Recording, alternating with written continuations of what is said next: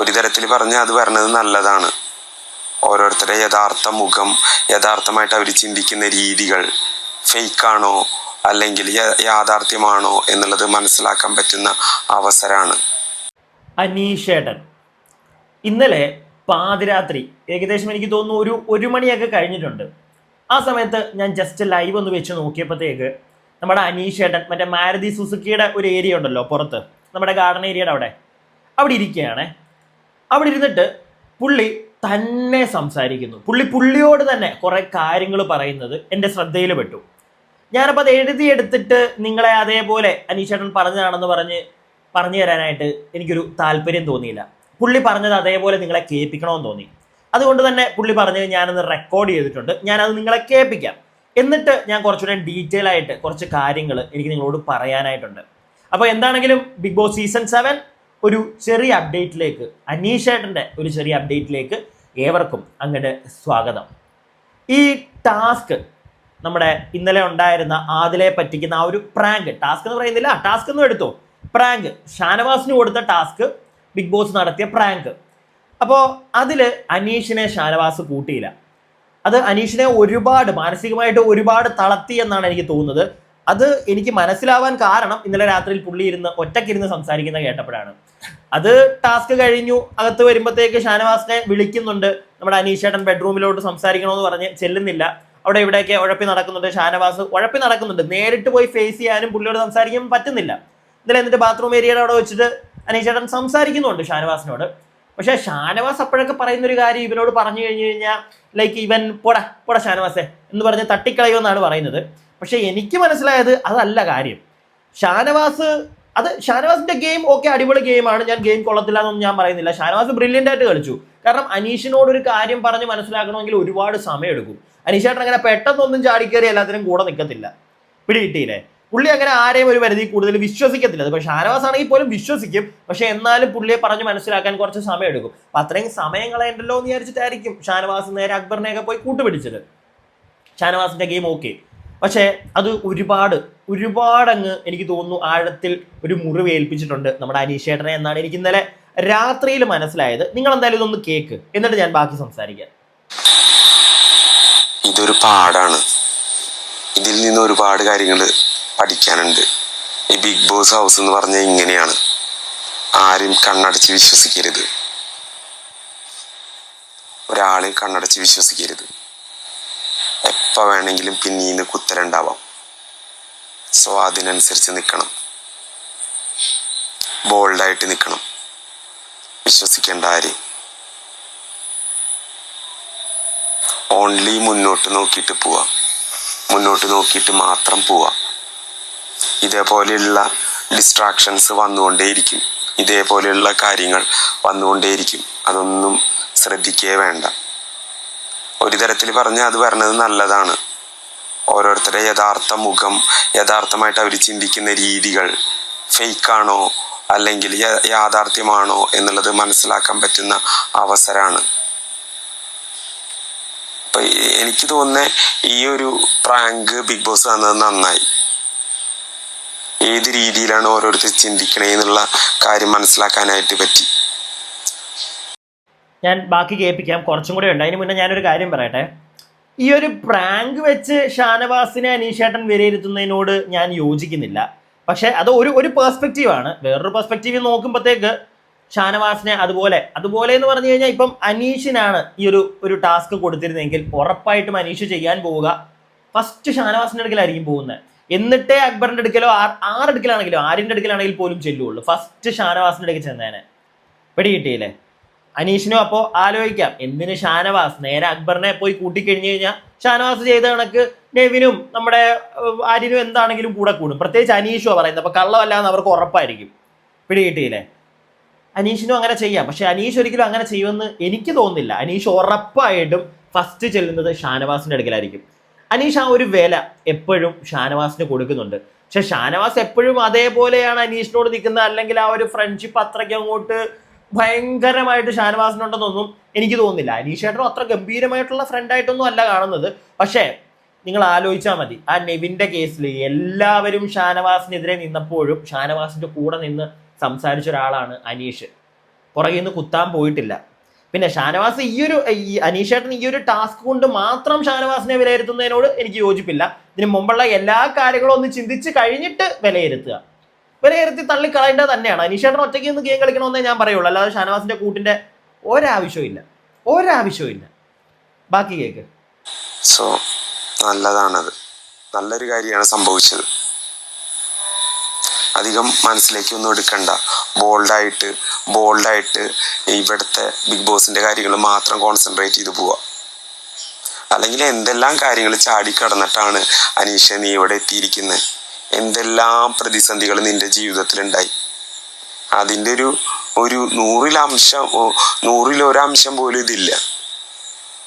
അപ്പൊ ഇതും ഈസി ആയിട്ട് തരണം ചെയ്യാനായിട്ട് പറ്റും. ഒരു ഫേക്ക് ഫ്രണ്ട്ഷിപ്പ് ഉണ്ടായി എന്ന് മാത്രമല്ലേ ഉള്ളൂ. അതുകൊണ്ടൊന്നും ഒരു കുഴപ്പമില്ല. അത് തിരിച്ചറിഞ്ഞു ഫേക്ക് ഫ്രണ്ട്ഷിപ്പ് ആണെന്ന്. തരി പോലും സത്യസന്ധമല്ലാത്തൊരു ഫ്രണ്ട്ഷിപ്പാണെന്ന് തിരിച്ചറിഞ്ഞു. അല്ല, ഈ പറഞ്ഞത് കറക്റ്റ് ഒക്കെ തന്നെയാണ്. പക്ഷെ അനീഷേട്ടൻ മനസ്സിലാക്കാൻ ഇത്രയും താമസിച്ചെന്നേ ഉള്ളൂ. അതൊരു സത്യസന്ധതയുള്ള ഒരു ഫ്രണ്ട്ഷിപ്പ് ആയിട്ടൊന്നും എനിക്ക് തോന്നിയിട്ടില്ല. നിങ്ങൾക്ക് തോന്നിയിട്ടുണ്ടോ? എനിക്ക് അങ്ങനെ തോന്നിയിട്ടില്ല കേട്ടോ. ഷാനവാസിന് അവിടെ നിൽക്കാൻ ഒരു കൂട്ട് വേണം. ഷാനവാസ് എല്ലാ ആഴ്ച ആരെങ്കിലും കൂടെ പിടിക്കാറുണ്ട്. ഇപ്പം ലക്ഷ്മി, ഇല്ലെങ്കിൽ ആതിര നൂറ, ഇല്ലെങ്കിൽ അനീഷ്. മിത്രം എന്നും പറഞ്ഞ അനീഷ് ഒരിക്കലും മിത്രം എനിക്ക് മിത്രം വേണമെന്നും പറഞ്ഞ് പുറകെ പോകുന്ന ഞാൻ കണ്ടിട്ടില്ല. ലാലേട്ടനോട് പറയുമ്പോൾ പോലും ആണെങ്കിലും ഷാനവാസ് ആണ് ചാടിക്കുത്തി ചെല്ലുന്നത്. മിത്രമാണ്, എനിക്ക് അവനെ മനസ്സിലാവുന്നുണ്ട്, അവനെ ഞാൻ മാറ്റിയെടുക്കും. എന്ത് കാര്യത്തിന്? അനീഷ് പറഞ്ഞോ മാറ്റിയെടുക്കണമെന്ന്? അനീഷ് വളരെ ജെനുവിനായിട്ട് അവിടെ നിൽക്കുന്നതെന്നൊന്നും ഞാൻ പറയത്തില്ല കേട്ടോ. ഞാൻ ഒരിക്കലും അത് പറയത്തില്ല. ഞാൻ അനീഷിന്റെ പഴയ വീഡിയോ യൂട്യൂബ് ചാനലൊക്കെ ഉണ്ട്, ഞാൻ പോയി പഴയ വീഡിയോ ഒക്കെ നോക്കി. അതിൽ ഈ സുപ്രഭാതം എന്ന് പറയുന്ന രാവിലെ എണീറ്റ ഉടനെ അനീഷേട്ടൻ സുപ്രഭാതം പറഞ്ഞുകൊണ്ടൊന്നും അല്ല നടക്കുന്നത്. അനീഷേട്ടൻ ഗുഡ് മോർണിംഗ് പറയാറുണ്ട്. അനീഷിന് അങ്ങനെയുള്ള കുറേ കാര്യങ്ങൾ ഞാൻ അതിനകത്ത് നോട്ടീസ് ചെയ്തു. പക്ഷെ കുറേയൊക്കെ അയാൾ ഇതിനകത്തുള്ളത് പോലെയാണ്. പക്ഷെ ഇതിനകത്ത് അയാൾ ഗെയിം കളിക്കാനാണ് വന്നിരിക്കുന്നത്, അല്ലാതെ അയാൾ മറ്റേ വാഴ തള്ളിയിടാൻ വേണ്ടിയിട്ട് വന്നിരിക്കുമല്ല.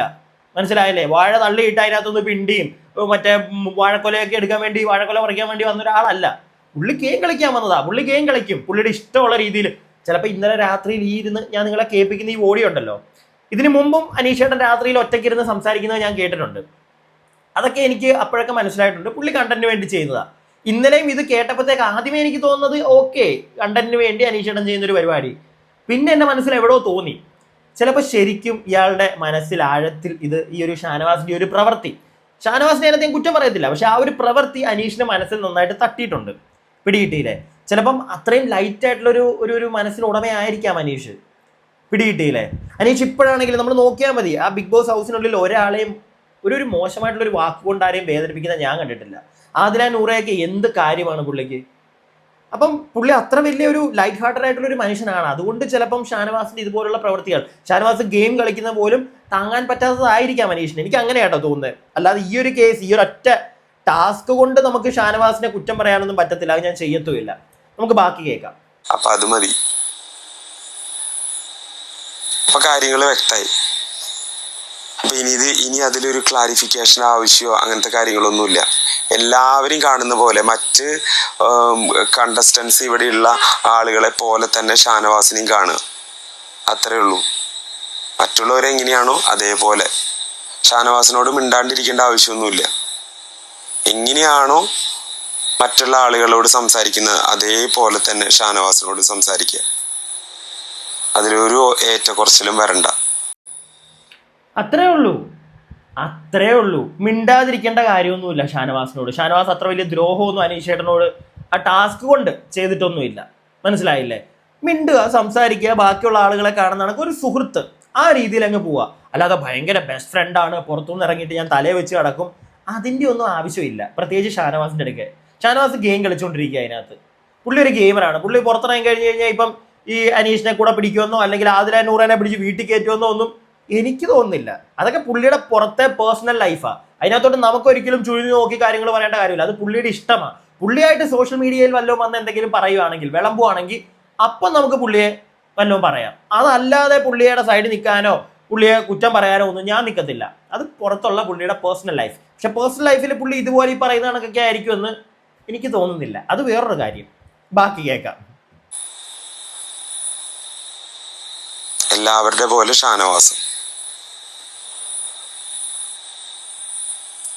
അമിതമായിട്ടുള്ള യാതൊരു സൗഹൃദവും ഷാനവാസായിട്ടില്ല. സൗഹൃദം മാത്രം എല്ലാവരായിട്ടും അത് മതി. അതിന് മേലെ ബെസ്റ്റ് ഫ്രണ്ട് എന്ന് പറയുന്ന ഒരു ടാഗ്, ആ ബെസ്റ്റ് എന്ന് പറയുന്ന ടാഗ് അങ്ങോട്ട് കളയുക. ഫ്രണ്ട്, എല്ലാവരും ഫ്രണ്ട്സാണ്. ഇവിടെയുള്ള എല്ലാവരും ഫ്രണ്ട്സാണ്. ആര്യൻ ഫ്രണ്ടാണ്, അക്ബർ ഫ്രണ്ടാണ്, നെവിൻ ഫ്രണ്ടാണ്, സാബുമാൻ ഫ്രണ്ടാണ്, ഷാനവാസ് ഫ്രണ്ടാണ്, ആദില ഫ്രണ്ടാണ്, നൂറ ഫ്രണ്ടാണ്, അനുമോൾ ഫ്രണ്ടാണ്, ലക്ഷ്മി ഫ്രണ്ടാണ്. എല്ലാവരും ഫ്രണ്ട്സാണ്. അത് മതി. ആ ഒരു ലേബല് മാത്രം മതി. എല്ലാവരും ഫ്രണ്ട്സ്. സത്യം പറഞ്ഞാൽ ലാലേട്ടൻ തലയിലെടുത്ത് വെച്ചു കൊടുത്ത, അനീഷിന്റെ തലയിലെടുത്ത് വെച്ചു കൊടുത്ത ഒരു പണിയാണ് ഈ ഷാനവാസിന്റെ ഫ്രണ്ട്ഷിപ്പ്. ഞാൻ അങ്ങനെ പറയുള്ളൂ. എന്തിന്? അതിന്റെ ഒരാവശ്യമില്ലായിരുന്നു. ഇനിയും അനീഷ് ഒറ്റയ്ക്ക് നിന്ന്, അനീഷ് സത്യം പറഞ്ഞ ഈ പറഞ്ഞ കണക്ക് എല്ലാവരും അനീഷിന് സുഹൃത്തുക്കളാണ്. പ്രത്യേകിച്ച് ആരോടും ഒരു വൈരാഗ്യമോ ഒരു ദേഷ്യവും ഇല്ലാതാണ് അനീഷ് അതിനകത്ത് കളിക്കുന്നത്. ഷാനവാസിനെ നോക്കിക്കേ. ഷാനവാസ് ഇന്നലെ ആണെങ്കിൽ പോലും ആതിരയുടെ പേര് പറയാൻ കാരണം ഷാനവാസ് തന്നെ പറയുന്നുണ്ട്, ഒരു ദേഷ്യമുണ്ട് ഷാനവാസിന്. പക്ഷെ അനീഷ് അങ്ങനെ ഒരു ദേഷ്യത്തിന്റെ പുറത്ത് ഒരാളെയും അവിടെ ഒന്നും പറയുകയോ ഒരു നോമിനേഷനിൽ ഇടുക അനീഷ് ചെയ്തിട്ടില്ല.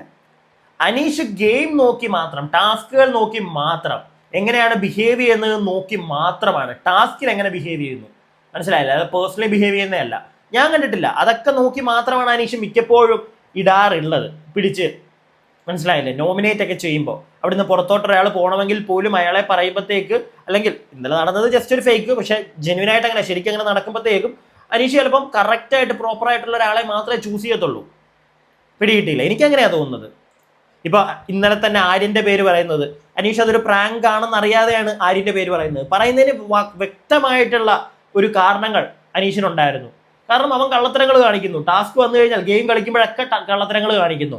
അത് ആര്യന്റെ ഒരു കണ്ണിൽ കൂടെ നോക്കുമ്പോഴത്തേക്ക് അത് ആര്യന്റെ മിടുക്ക്. പക്ഷെ ഒരു ജെന്യൂൻ ആയിട്ടുള്ള ഒരു പേഴ്സൺ അങ്ങനെ നോക്കുമ്പോഴത്തേക്ക്, വളരെ ജെന്യൂൻ എന്ന് പറഞ്ഞ് നമ്മൾ ആ ഒരു ഗെയിമിനെ നോക്കുമ്പോൾ ജെന്യൂൻ ആയിട്ട് എല്ലാവരും നിൽക്കണം, ആ ഒരു രീതിയിൽ നമ്മൾ ഫോക്കസ് ചെയ്ത് നോക്കുമ്പോഴത്തേക്ക് ആര്യൻ കാണിച്ചത് കള്ളത്തരം. മനസ്സിലായില്ലേ? ആ ഒരു കാരണങ്ങളൊക്കെ പറഞ്ഞിട്ടാണ് ഒരാളെ പുറത്തേക്ക് പോലും പോണം എന്ന് അനീഷ് ആഗ്രഹിക്കുന്നത്, അല്ലാതെ ഒരു വൈരാഗ്യം വെച്ചിട്ടല്ല.